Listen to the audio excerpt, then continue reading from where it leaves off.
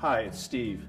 Today we'd like to show you how to change the shelf rail on your refrigerator. It's a really easy job. The only tool that you might need is a hacksaw.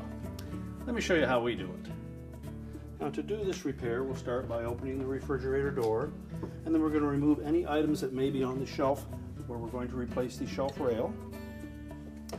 And next we'll just pull outward on the end bracket for that rail and gently pull that rail out of it, pop it off the opposite side. Now if you've determined that you need to cut the new shelf rail to fit your model, well, first of all, take your old one and line up one end of it and then just mark it to length. And if you wish to use a speed square to do that, it may make it easier. And once we've got the length marked on it, we'll carefully take our hacksaw and we'll just cut it to the outside edge of that line.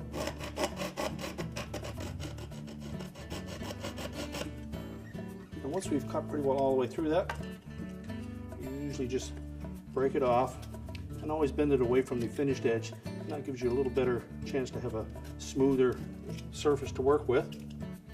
At that point, if you wish, you can take a round bladed screwdriver and just burnish the edge so that it's not so sharp, or take a file and just take those sharp filings off the end.